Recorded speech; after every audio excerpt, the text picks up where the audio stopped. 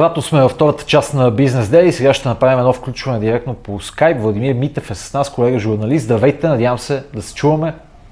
Здравейте, чувам ви добре. Благодаря, че приехте нашата покана. Ще отправим поглед към една тема, която може би не е чак толкова много на дневен ред на фона на всички останали теми тук в България, но тема, която е важна поради близостта на Румъния до България и поради ситуацията в страната. Там вече има ново правителство, което, разбира се, приковава вниманието и от страна на България, и от страна на Европа. Какво се случва всъщност чисто политически в Румъния и как се стигна до този нов кабинет?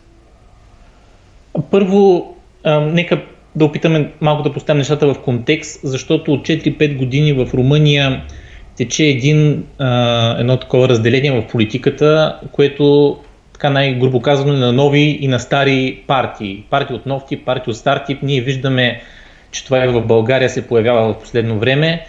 И общо взето с всичките условности на тези разделения, новите партии са по-свързани с корпоративния сектор, старите партии са по-свързани с така наречения олигархичен модел на капитализъм. И какво се случва сега конкретно? Имаше правителствена криза и политическа криза в Румъния от септември до съвсем доскоро до ноември. Преди управляваше един съюз, който включваше Съюза Спасете Румъния и партията Плюс. Това е класическият тип нова партия с антикорупционен дневен ред. И от друга страна, другата голяма партия беше Национално-либералната партия, която е член на Европейската народна партия. И имаше малка партия, тази на унгарското малцинство. Стана един спор и обикновено споровете са за пари, но разбира се, те се обличат и в някакви ценности.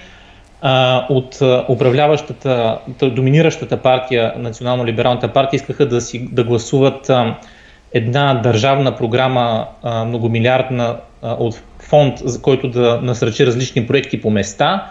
Това беше видяно от антикорупционната партия като опит за прокарване на политическо влияние, т.е. с тези пари ще се купят по места определено и политическо влияние.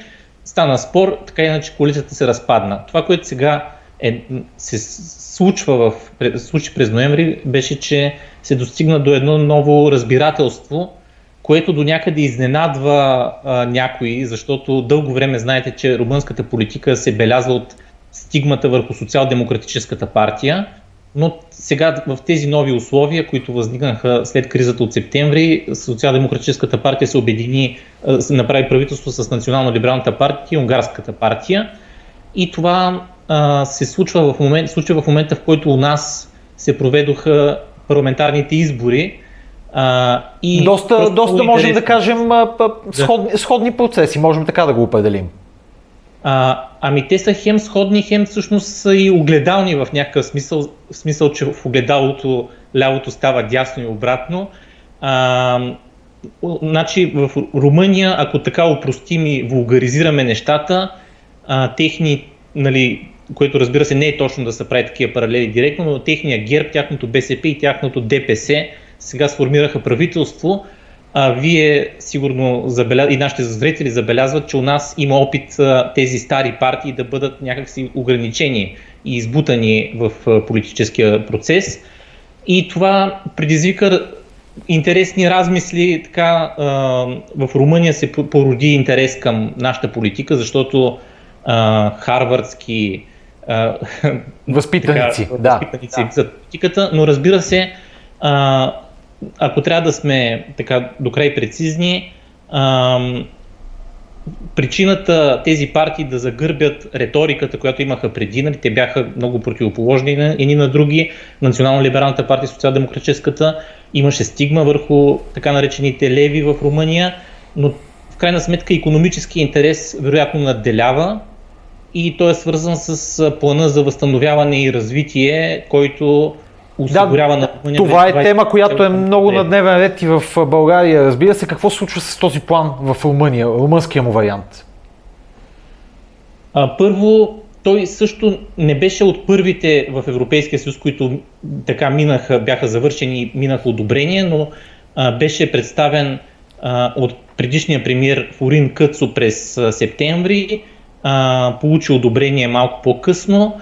В крайна сметка интересно, при него аз поне виждам няколко акцента. Единият е поставен на това, че Румъния ще инвестира 21% от тези средства в дигитализация. Например, включено е цялата държавна администрация да бъде свързана в една система. От друга страна, мисля, че 41% от средствата са заделени за околна среда, залесяване, трябва да се постигне ниво на рециклиране от 55% от отпадъците, които се изхвърлят за един период от време. Тоест и зеления преход, разбира се, влиза тук. Тоест, този план, когато беше представен от предишния премиер Флорин Къцо, беше споменат с тези думи, че Румъния, когато завърши този план, ако не се лъжа, след 6 години, ще бъде средна европейска държава. Тоест тези пари са заделени изключително за инвестиции, за модернизиране на икономиката. Възлагат се толкова големи надежди, се възлагат колкото и в България всъщност. Това е може би общото между двете държави в контекста на този план, тъй като и у нас риториката е в посока този план ще бъде едно от спасителните пояси на икономиката в близките години и би могла, разбира се, да изпрати страната тази цялата концепция на едно по-различно ниво. Да, но за да свържем с първата тема, от първия ви въпрос за смяната на правителството, в крайна сметка в обществото има различни политически и икономически интереси и е важно икономиката може би като цяло ще поеме тези средства, но по-скоро едни икономически групи, да кажем, или едни сектори по-скоро ще получат тези средства и други по-малко. И в този смисъл трябва да се гледа и на сегашната коалиция. Тя е изключително, поне според мен, базирана на прагматичен интерес в двете партии. Те, разбира се, обещават, че ще управляват заедно с срок поне 7 години, имат амбиции свързани, например, с някакви регионални реформи, административни реформи и те са написали, спомням си, че до неотдавна от нас се говореше че ще има коалиционно споразумение от голям брой страници. Румънското коалиционно споразумение е някъде около 300 страници. Имам предвид на сегашното правителство, на предишното беше 270, ако не се лъжа, или някъде там. Тук, разбира се, трябва да се отчете, че често тези споразумения има и елемента на копи-пейст, ако трябва да бъде честен. И дори си позволих, подготвяйки се за това интервю, да погледна какво пише за външната политика на Румъния по отношение на България. Мога да ви уверя, че преди една година, когато беше написано прието програмата за управление на правителството Къцо, е написано същото, което пише и сега с правителството на Чука. Всъщност аз в началото на този разговор не случайно започнах с уводните думи, в които споменах, че някакси темата Румъния не се споменава много в България и ще се радвам и да ви попитам защо е така, при положение, че всъщност това от гледна точка на границата е нашият най-близък партньор, най-дълга граница имаме с Румъния. Румъния е в Европейския съюз, както и ние. Румъния е един сериозен пазар, 3 пъти по-голяма като численост държава. Защо не се говори в България чак толкова по тази тема и защо може би икономическите връзки между двете държави не са чак толкова солидни, колкото може би очакваме? Това е много голям въпрос. Даже не съм сигурен, че имаме в момента времето да се разгърна по него, защо така двете държави не са толкова заинтересовани, поне на ниво медии, да се опознават.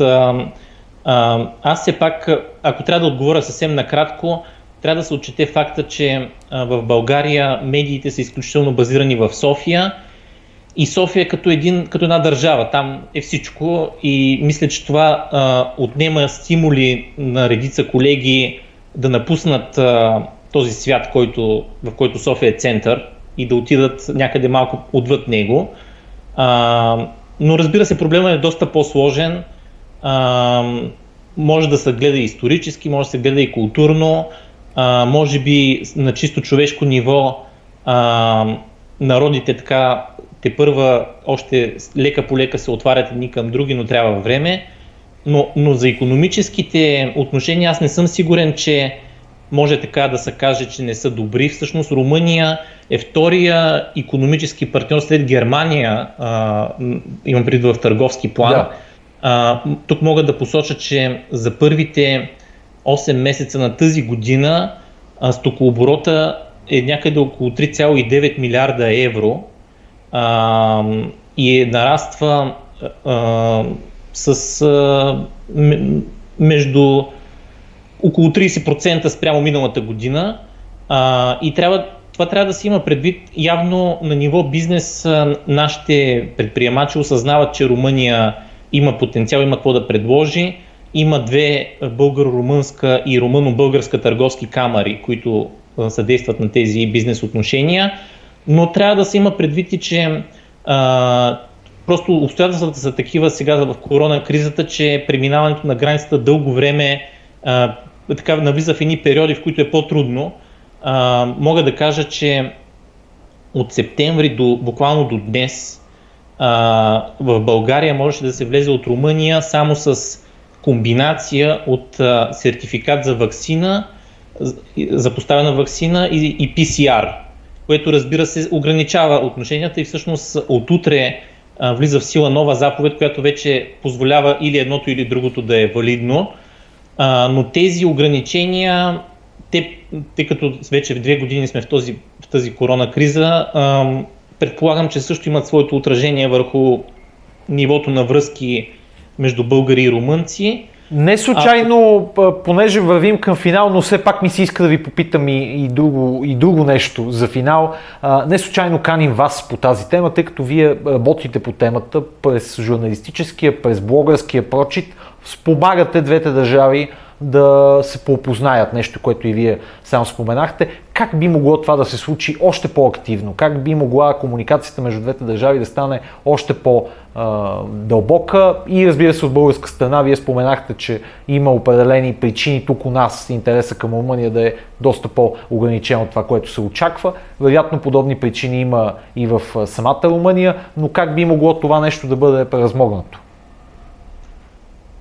Трябва според мен общуване.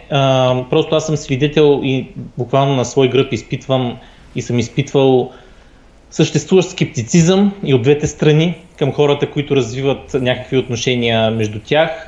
Може би за нас в такъв исторически план е по-лесно да общуваме с други народи. Знаете, че в Първата световна война сме били на различни страни на барикадата.